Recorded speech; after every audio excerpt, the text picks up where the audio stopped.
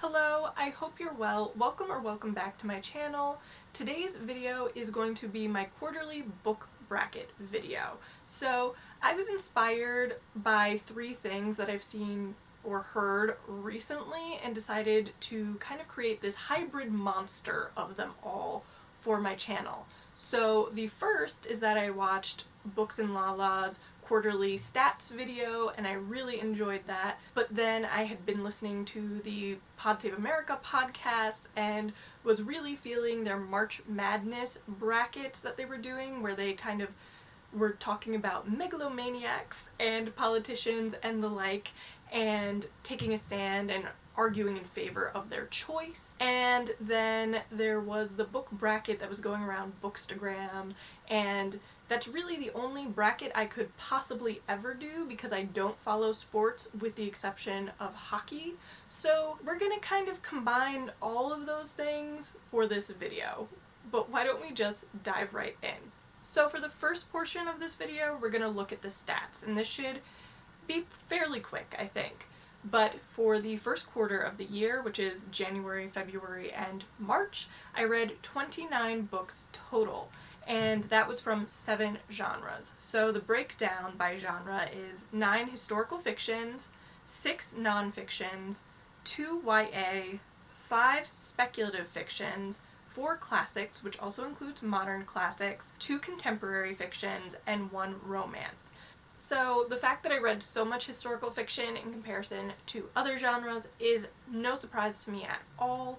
As I've said on this channel before, historical fiction is my bread and butter. It is my comfort food. It is my everything, essentially. So no surprises there. If you look at the breakdown of fiction to nonfiction, it was 23 fictions and 6 nonfiction.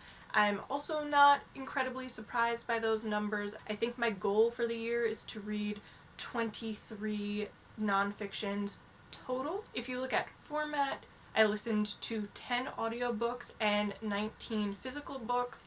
Again, not super surprising. As for the star ratings for the first quarter of the year, I read 2 books that I didn't give a rating to. 1 2-star, 2 2.5 star, 4 3-star, 13 4 stars, and 7 5 stars. Based on that, you will see that 20 of the books that I read were 4 stars or higher. And considering how I felt about my reading for Q1, that makes a lot of sense. I overall thought the quality of the books were really strong. I really enjoyed them, and there were several that I think are contenders for being favorite books of all time. So there were definitely some really good reads in here. Okay, so we're going to really zero in on the 7 5-star reads because obviously those were the ones that I loved the most in Q1. But from this list of 7, I need to whittle it down to 3 semifinalists, which are then going to be whittled down to 2 finalists, and ultimately the 1 winner for the quarter. So the books that are contenders, in no particular order, are The Bride Test by Helen Hoang, The Revolution of Marina M. by Janet Finch, Darius the Great is Not Okay by Adib Khorram, Outlander by Gabaldon, The Street by Ann Petry, Tsarina by Alpsten, and lastly, My Cousin Rachel by Daphne du Maurier. So those are the 7 books, and now I've kind of come up with criteria, things to kind of help me create a process and a method, because that's the type of person I am, but we're gonna talk through it. And this is going to be hard, because obviously these are all books that I enjoy. The first criteria is a pretty easy one that doesn't need or require much explanation, but I'm essentially not going to keep any books that are rereads in the running, which means that Outlander is out. And that's not to say that I don't love that book, because it is one of my most loved books. It was in that video, and I reread it in February. It's a treat for me. I love it. I love the romance between Jamie and Claire. They are my OTP. I love the fact that it's traveling back in time to the 18th century, but now we have 6, and this is just going to get increasingly more difficult, is what I'm realizing. So, the next criteria is whether the book that I just read makes me want to read more books by that author, which is kind of a loaded question, but that generally means that I enjoyed the writing style of the author, that I enjoyed their character development or pacing, the type of books they read as well, stuff like that. So it's a criteria that packs a punch. And so I'm going to go through this list. I'm going to start with Marina M., which is book 1 in a duology. And book 1 was 800 pages, and book 2 is 750 pages. So it's quite a time commitment, but I'm already eyeing the next book in this duology because I really want to read it. So that one's staying, that's a yes. Then we have The Bride Test, which, yes, that's also staying because this is the second book by Helen Hoang that I've read, and I really enjoyed it, and I'm actually really looking forward to the third book that I think is supposed to come out later this year, so that's definitely a yes. Helen Hoang's writing has basically opened up the entire romance genre for me, so that's saying a lot about a book. That is giving a book a lot of credit. So yes, that one's staying. Who's next on my list? My Cousin Rachel. Okay, so this is like Helen Hoang's books, the second book by Daphne du Maurier that I've read. The first was Rebecca, which I adore, and yes, I do still want to read more books by Daphne du Maurier. I think actually there are like 10 novels for me to choose from, and I'm very interested in reading more of them. I think it might be a little premature to say that she's one of my favorite authors of all time, but if I enjoy a third book of hers as much as I enjoyed Rebecca and now My Cousin Rachel, I think she will enter that pantheon of most loved authors, which currently is Leo Tolstoy, Tennessee Williams, Sarah Waters, and Sarah Dunant.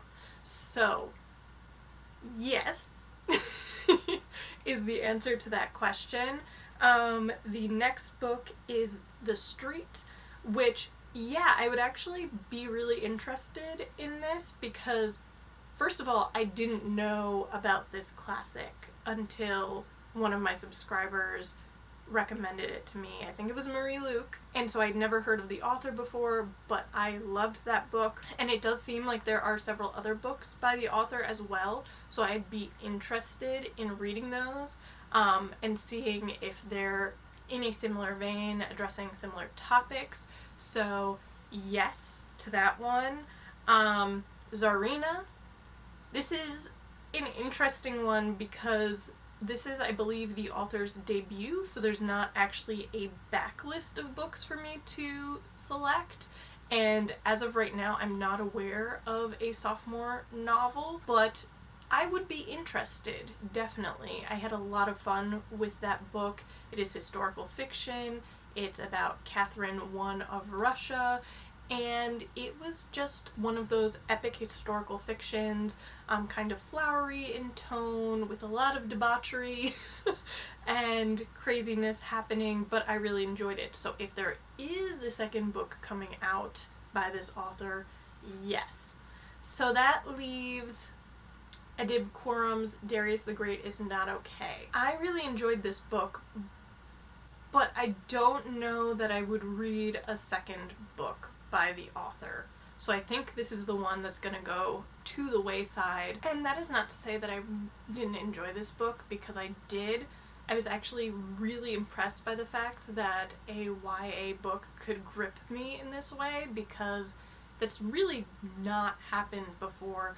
But the character of Darius was such an adorable weirdo, and I loved him.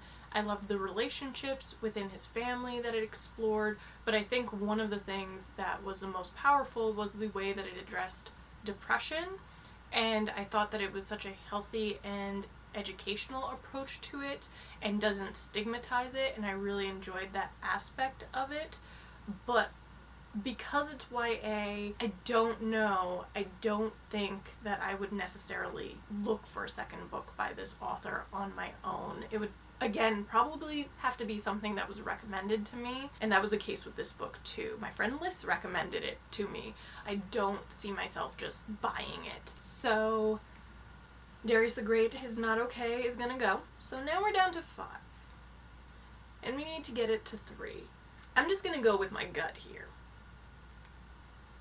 Like, that's the criteria. I'm going to eliminate the bride test. My gut feeling with this book was, as much as I enjoyed it, and I actually think I enjoyed it more than the kiss quotient when I read it, because this book had hilarious moments that made me laugh out loud. It was a book that the 2 individuals in the coupling were really sweet, and the steam factor was definitely there, and I just enjoyed, again, the fact that Helen Hoang, it has a neurodiverse main character, and that it is normalizing neurodiversity in characters. I think, much like Darius the Great is Not Okay, this is a powerful part of this book. But for me, I just felt that maybe the setup of the book was a little bit too convenient, I guess would be the best way to say it, because kind of how everything gets set into motion is that Kai's mother is in Vietnam, and she goes into a bathroom at this fancy hotel where Esme happens to be cleaning, and they have like this brief exchange, and in that exchange, Kai's mother decides that she would be the perfect bride for her son, and offers to like bring Esme to the United States where she can hopefully convince her son to marry her. And part of me would have really liked that if we had kind of jumped into the book midstream, and so there was this assumption that these 2 women had met before and have had conversations before, and so this is kind of the end of their conversations and interactions where she's decided, yes, I know you a little bit, and so this is my proposal. I would have just liked that because it would have felt less forced to me, but overall the book was still fantastic. And then also, it's romance, and this might get me canceled. Don't cancel me. I apologize. I'm not saying that this is a bad thing, but romances tend to be somewhat formulaic in their plot, and for me, I really like being caught off guard and surprised, and that was not really an element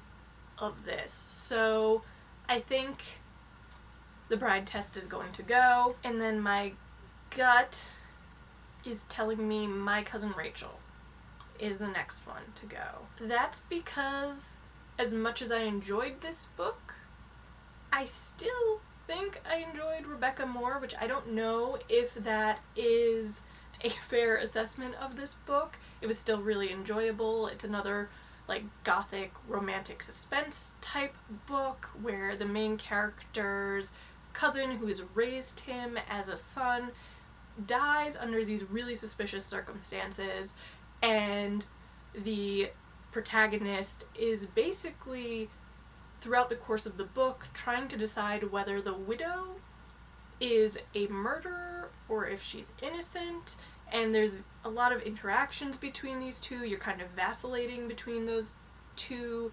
extremes, but I just think the like shock value in Rebecca was a little more powerful, maybe, than this book. So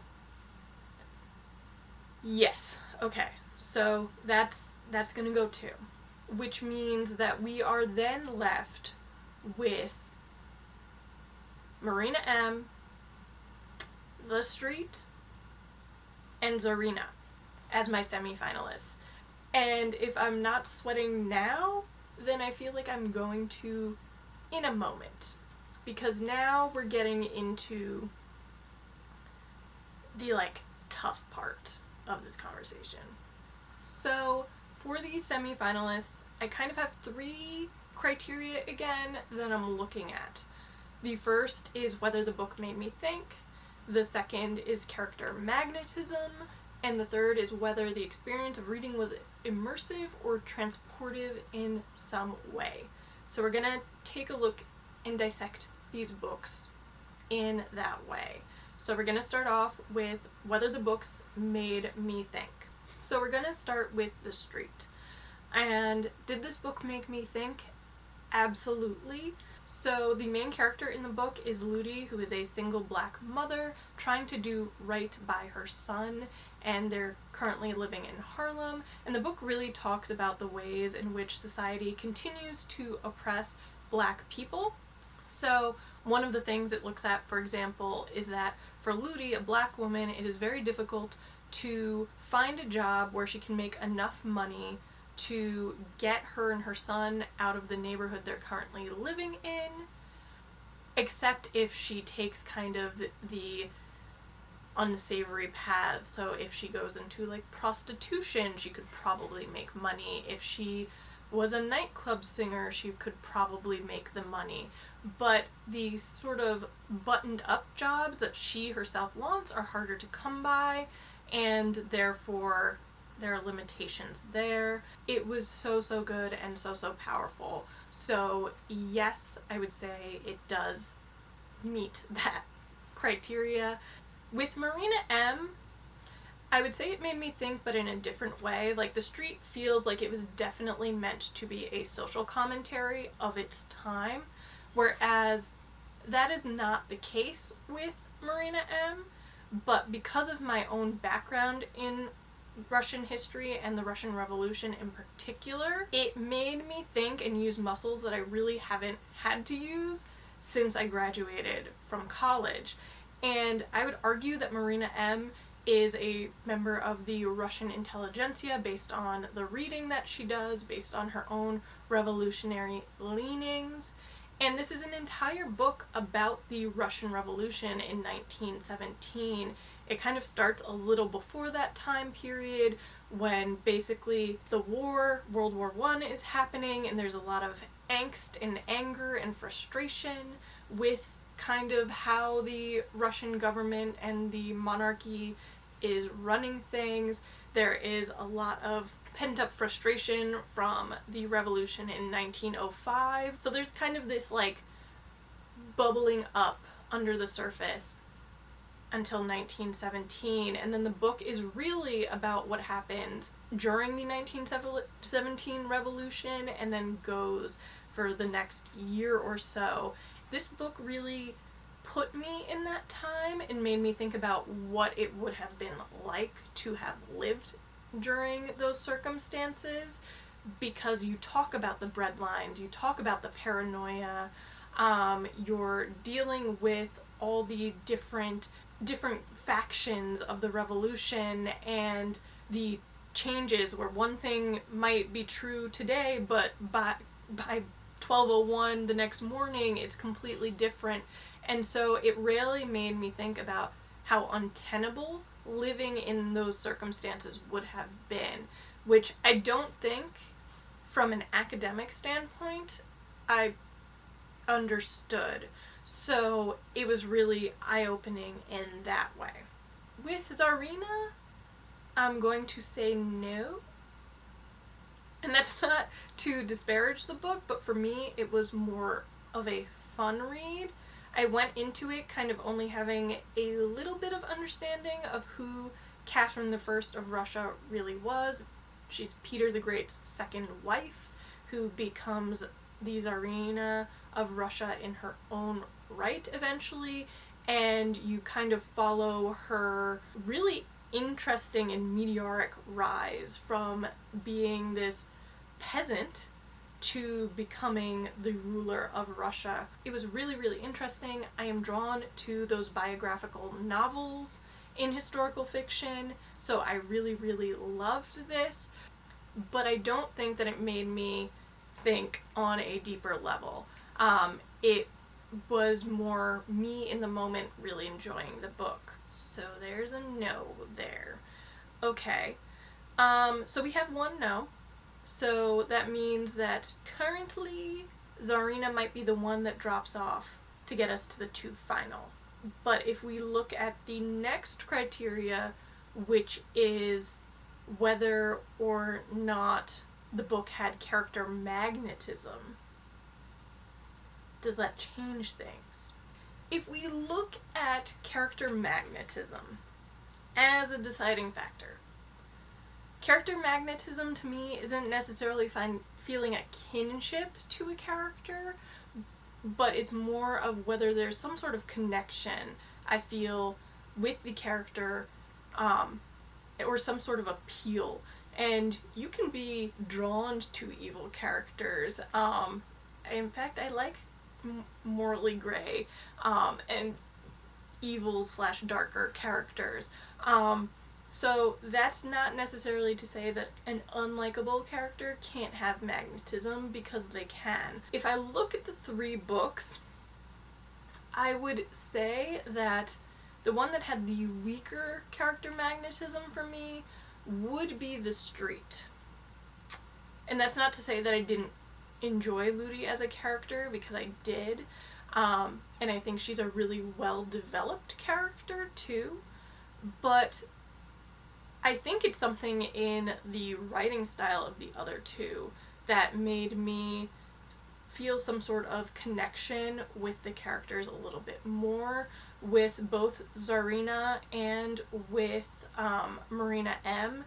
It's told in the first person, which means that you are literally in the characters' heads and living the entire experience through them, which I think instantly makes you feel a bit closer to the characters than you might if it's a third-person narrative.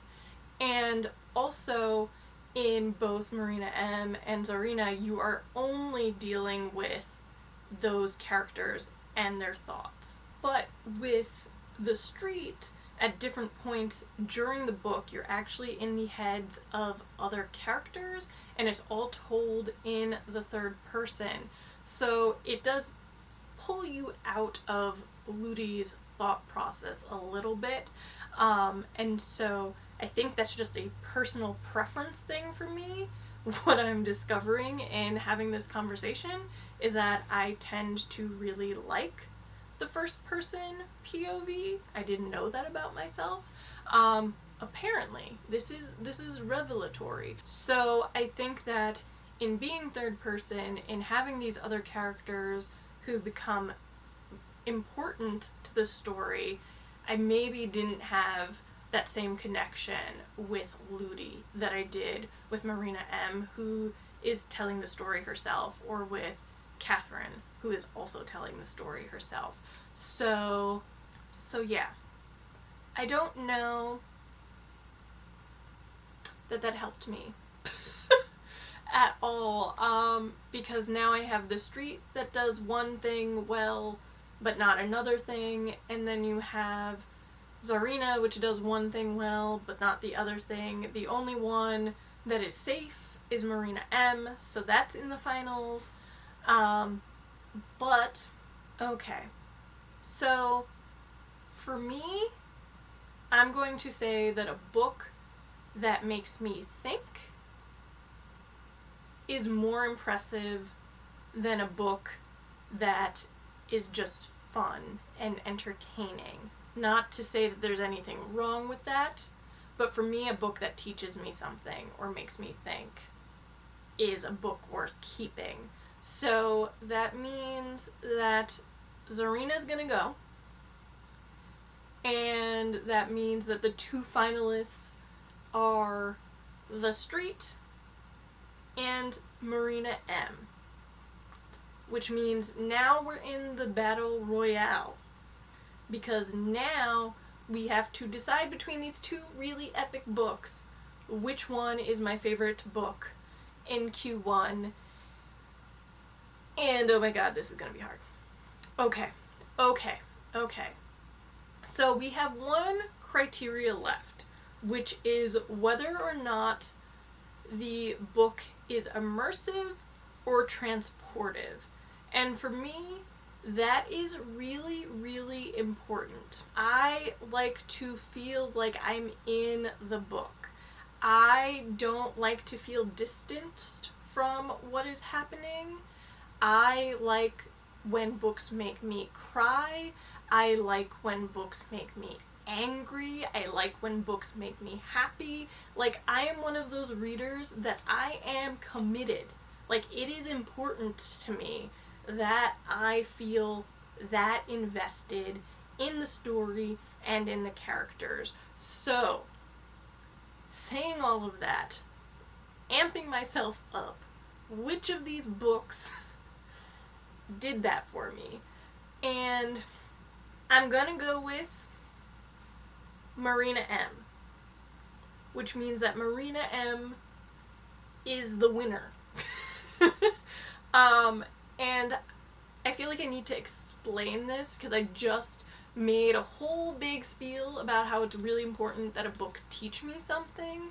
And I think that in the case of Marina M, because it is historical fiction, there is an element of world building that is required.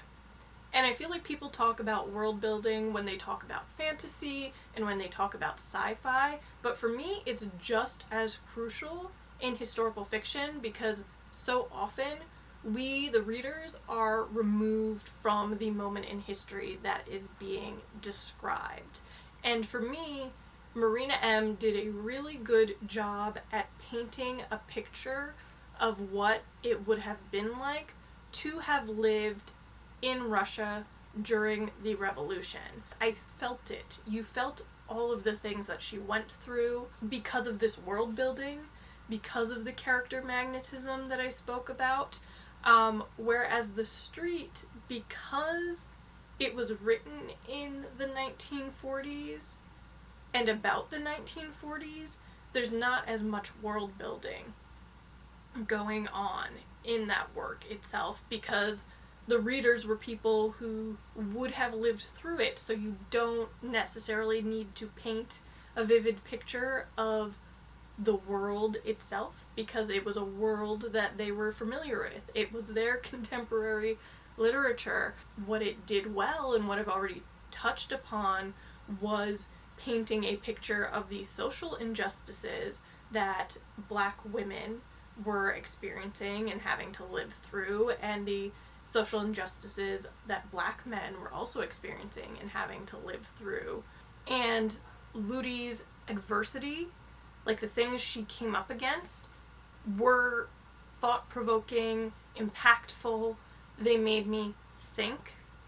Whereas class issues that the revolution was about, that this book touches upon, because of the world building that I talked about, because of the character magnetism that I also talked about, I cried. There were moments when I got misty-eyed, and there were moments when I was shocked and horrified, and as powerful of a read as The Street was, it didn't make me cry at the end because the end has quite a shocking moment.